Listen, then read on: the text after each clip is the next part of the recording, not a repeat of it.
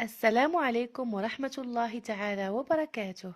مرحبا بكم في درس جديد على قناتنا Learn English with جنات.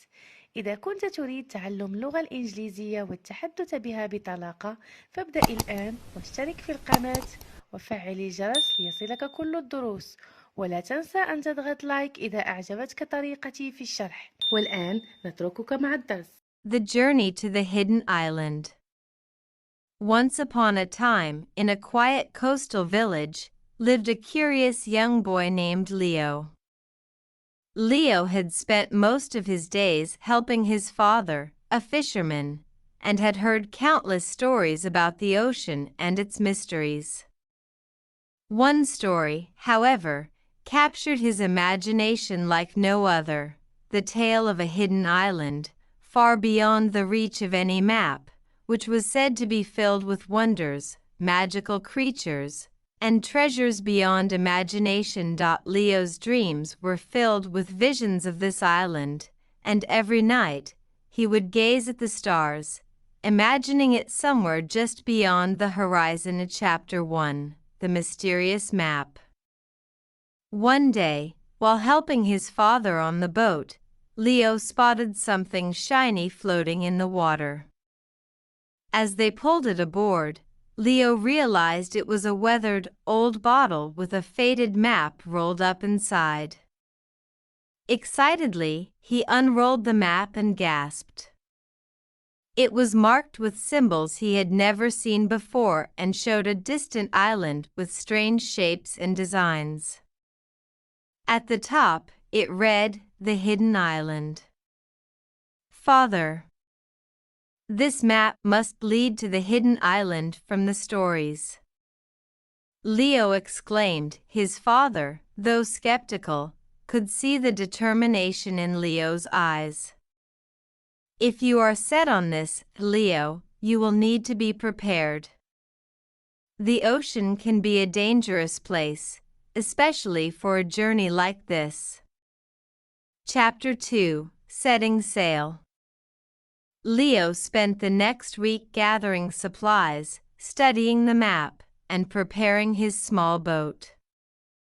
The villagers, who were amused by his eagerness, gave him food and supplies, some warning him of the dangers he might face.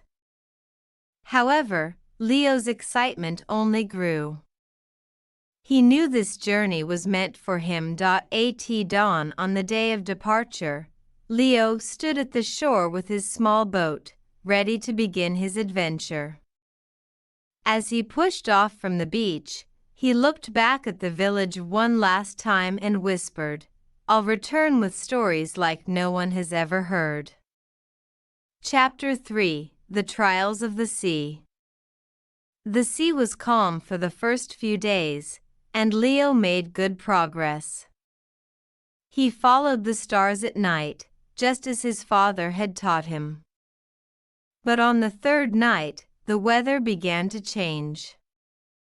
Dark clouds gathered, and soon, Leo found himself battling a fierce storm. Lightning lit up the sky, and waves crashed over the side of his boat, threatening to overturn it. "Stay strong, boat. We're nearly there," Leo shouted, gripping the sides of the boat as the waves tossed him. He held tight, remembering his father's words about keeping calm in a storm. After hours of battling the sea, the storm finally passed, leaving Leo exhausted but safe. As the sun rose, he noticed a shape in the distance. It was the silhouette of an island, his destination. Chapter 4: Arrival at the Hidden Island. As Leo approached the shore, he could see the island was unlike anything he'd imagined. Enormous trees lined the beach, with leaves that shimmered like gemstones in the sunlight. Strange birds with vibrant feathers flew overhead, their calls echoing through the jungle. Leo anchored his boat and stepped onto the soft sand. The air was filled with the scent of exotic flowers, and everything around him seemed magical. As he explored further, he noticed unusual plants that glowed in the shade and rivers that sparkled as if filled with tiny stars. Suddenly, a small creature emerged from the bushes. It looked like a fox, but had scales instead of fur and eyes that gleamed like emeralds. Leo crouched down, watching it closely. The creature seemed unafraid, and after a moment it stepped closer, tilting its head as if to study him. "Hello there, little friend," Leo whispered. The creature chirped in response, almost as if it were greeting him. Chapter 5: Discovering the Island's Secrets. As Leo ventured deeper into the island, he discovered hidden trails marked by glowing stones. These trails led him to a clearing where an ancient stone archway stood, covered in ivy. On the archway were symbols matching those on his map. This, Leo realized, was the heart of the island. Just as he was about to step through, the fox-like creature appeared again, this time circling his feet as if urging him forward. Taking a deep breath, Leo stepped through the archway and found himself in a grove of giant crystal flowers, each one radiating a soft, magical light. In the center of the grove was a large, shimmering pool, and as he peered into it, he saw visions of the past and future swirling within its depths. One vision caught his attention. It was his village, and he could see himself returning, older and wiser, sharing tales of his adventure. The sight filled him with pride and determination. Chapter 6: The Treasure of the Hidden Island. At the edge of the grove, Leo found an ancient stone chest, covered in intricate carvings. As he opened it, he gasped. Inside were brilliant gems, golden artifacts, and a strange, shimmering compass. The compass seemed to pulse with energy, as if it had a life of its own. Leo picked up the compass, and instantly, he felt connected to the island. It was as though the compass held the spirit of the place, a guide to keep the island hidden from those who sought it for greed rather than wonder.